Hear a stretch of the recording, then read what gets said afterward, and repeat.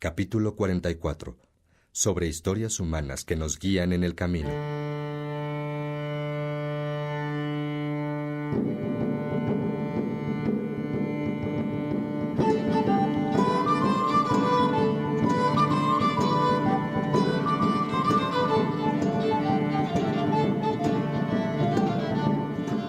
Peregrino, ¿qué estás haciendo ahora? Llevas demasiado tiempo mirando el microscopio. ¿Te has olvidado de andar el camino? Ven, Agustín está con sus amigos y va a contar cosas importantes. Anda, no te lo pierdas, amigo.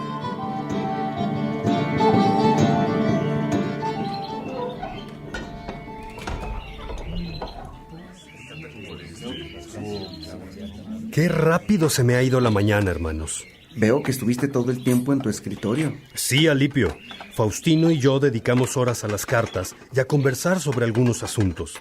Había pensado en dictarle sobre nuestro proceso en Casiciaco, pero encontré muchos sobres que el mensajero había dejado sobre la mesa. Cartas de dignas señoras, viudas, casadas y monjas, cada una con sus preocupaciones. Si quieres, yo le cuento a Faustino lo que vivimos en Casiciaco. Soy testigo de lo que pasó contigo.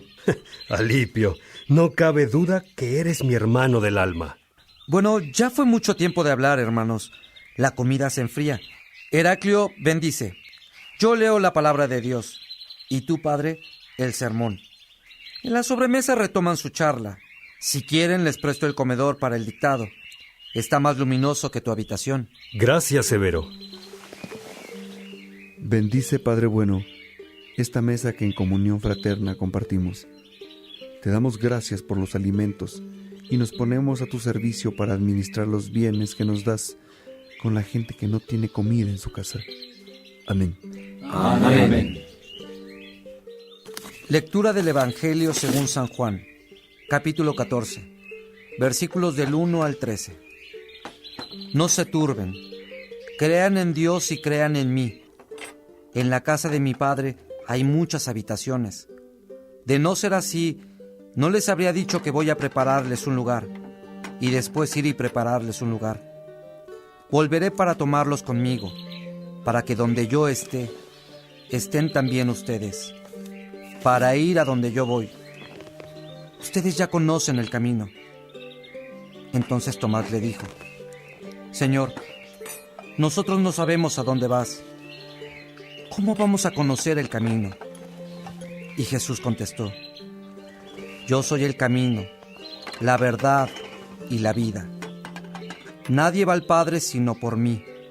Si me conocen a mí, también conocen al Padre. Pero ya lo conocen y lo han visto. Felipe le dijo: Señor, muéstranos al Padre, y eso nos basta. Jesús le respondió: Hace tanto tiempo que estoy con ustedes, ¿y todavía no me conoces, Felipe? El que me vea a mí, ve al Padre. ¿Cómo es que dices, muéstranos al Padre? ¿No crees que yo estoy en el Padre y que el Padre está en mí? Cuando les enseño esto, no viene de mí, sino que el Padre, que permanece en mí, hace sus propias obras. Yo estoy en el Padre y el Padre está en mí. Créanme en esto, o si no, créanlo por las obras mismas.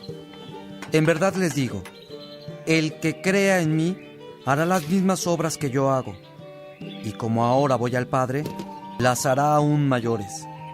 Todo lo que pidan en mi nombre lo haré, de manera que el Padre sea glorificado en su Hijo. Palabra de Dios. Gloria a ti, Señor Jesús. ¿Qué significa, hermanos, lo que acabamos de escuchar? Jesús hace saber a sus discípulos que sí conocen a dónde va y que también conocen el camino. Jesús va al Padre, y Jesús es el camino que conduce a la verdad y a la vida. Jesús iba, pues, a sí mismo por sí mismo. ¿Y nosotros? ¿A dónde vamos? A Él por Él mismo, ya que Él y nosotros vamos al Padre. Por eso es que nuestro camino es Jesús. Él va al Padre y nosotros a Él, y por Él al Padre. Miren, hermanos, Cristo vino por humildad de sí mismo, del cielo a la tierra, y por la misma humildad vuelve al Padre. Nosotros tenemos el camino de la humildad misma que es Jesús para ir al cielo. Hay muchas formas de decir esto mismo, dado que Cristo es la palabra de Dios, con la que todo lo que existe fue creado. Cristo es la vida, y como esto es así, hermanos, vivamos esta tarde llenos de quien es la vida. Alipio, quedémonos con Faustino en el comedor para recordar viejos tiempos. Sí, me agrada la propuesta, hermano. Espérenme, ahora traeré el pergamino y la tinta para escribir lo que digan. Regreso enseguida. No tardes, Faustino. Mientras vamos trayendo los recuerdos a la mesa. Quizás puedas platicarles de los personajes que nos visitaron en Casiciaco y los golpes que recibimos a la soberbia hasta que te topaste con la lectura de una carta que te tocó el corazón y lloraste como un niño. Pero también reíste de gozo y fuiste conmigo y con tu madre a contarnos lo que había pasado, ¿sí te acuerdas? Sí, Alipio, lo recuerdo. Y también lo otro que tú leíste en la palabra de Dios y a la vez te hizo sentir el llamado.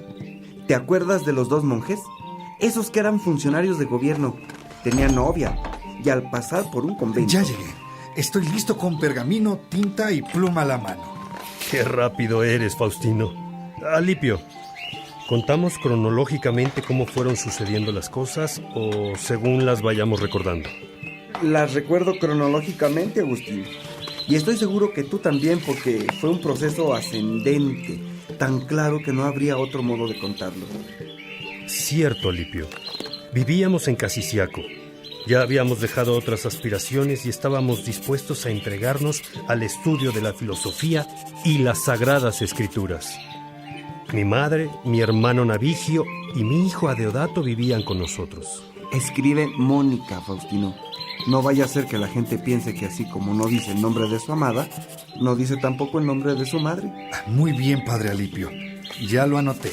También estaban mis primos y unos discípulos míos. Trigencio y Licencio eran sus nombres. Tus primos eran Lastidiano y Rústico. Unos habían estudiado y otros eran menos instruidos. Pero nos entusiasmaba el deseo de vivir en común para descubrir la verdad, con la idea de que si es para todos, no importa el grado académico de la gente que la busca. Luego supimos que la verdad es una persona, no un pensamiento. Por eso es que todos pueden conocerla. Y eso es precisamente lo que queremos contarte, Faustino. ¿Cómo fue que viviendo en Casiciaco descubrimos que la verdad es una persona y no una intuición o un concepto? Escribo. Agustín fue a conversar con Simpliciano, quien después sucedió a Ambrosio como obispo de Milán. Pero bueno, eso no es lo importante. Bueno, Alipio, es importante por el hecho de que me sentía mejor escuchado por Simpliciano. Tienes razón, hermano. ¿Lo escribo tal cual? Sí, escucha.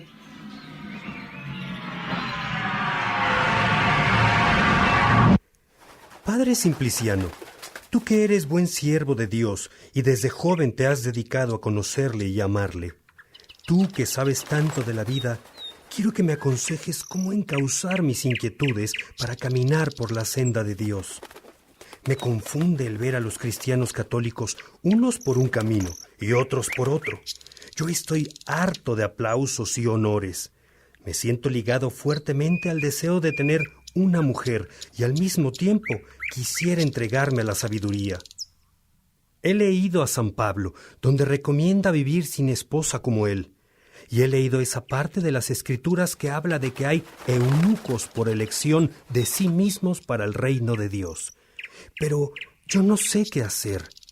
Me siento inquietísimo y quisiera querer dejarlo todo por Dios, pero no sé. He leído a los platónicos y demás filósofos. Así que entiendo que Dios está en todas partes, que es espiritual y omnipresente. Al menos eso ya lo sé, pero respecto de mi vida no sé qué hacer. ¿Quién te recomendó leer a los platónicos, hijo Agustín? Fue Mario Victorino, padre. El gran Mario Victorino. ¿Supiste que era un converso? Había estado dominando todas las disciplinas liberales, letras, filosofía. Era el maestro de nobles senadores, venerador de ídolos, partícipe de sacrilegios, aterrador defensor de dioses paganos. No lo sabía del todo, no con tanto detalle, padre Simpliciano. Pues mira, que su experiencia es preciosa en el encuentro con Cristo. Él solo, y por curiosidad, escudriñaba las Sagradas Escrituras y en secreto me decía: ¿sabes que ya soy cristiano? Yo le decía: no te creeré hasta que te vea en la iglesia. Entonces, Mario Victorino me cuestionaba si eran las paredes del templo lo que hace a los cristianos. La burla de las paredes del templo se repitió muchas veces y yo le daba la misma respuesta: hasta que no te vea en la iglesia, no te consideraré cristiano. ¿Y qué pasó entonces, padre? Pues Mario Victorino siguió leyendo la Biblia y temió ser negado por Cristo delante de sus ángeles si él temía confesarle delante de los hombres. ¿Has leído esa advertencia en la Biblia, verdad, Agustín? Sí, padre, la he leído. Pues Mario Victorino sintió tal vergüenza de sí mismo por su vanidad que hasta se enrojeció ante la verdad y de pronto llegó conmigo y me dijo: vamos a la iglesia, quiero hacerme cristiano. Lo llevé, lo preparé, lo bauticé e hizo votos cristianos. Los soberbios que lo admiraban se llenaron de rabia y rechinaban sus dientes. Los cristianos se sentían dichosos al verle tan feliz, libre al fin de supersticiones y de vanidad. Es impresionante, padre. Imagino a Mario Victorino dichoso como nunca antes, rodeado de gente buena, sencilla, amorosa y libre. Eso y más, Agustín. Mario Victorino descubrió el amor gratuito de quien le ama con amor verdadero. Y no por su cultura y erudición, ni por sus elocuentes defensas a dioses falsos. Eso no se paga con nada. Se vive y se goza sencillamente con un amor igual para con la gente. Y claro, tal como lo cuentas, imagino que Mario Victorino, por la fama que ya había acumulado y lo conocido que era, tenía un gran foro para compartir la verdad descubierta. Habrá sido de gran ejemplo para muchos. Así es, Agustín. Él tenía miles de miradas sobre sí, y fueron muchos los que poco a poco le fueron siguiendo. Su alegría y sencillez eran lo que más atraía y sorprendía a la gente, que vio el cambio de la soberbia a la sencillez de Mario Victorino. Ojalá yo pudiera vivir algo así, padre. Estás en eso. Yo te lo aseguro, Agustín. Desea mucho esa libertad. Deséala mucho, hijo. No lo olvides.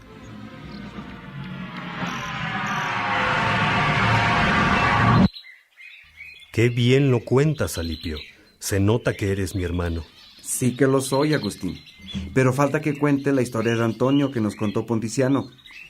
No olvidaré la cara que pusiste al escuchar esa historia, Agustín.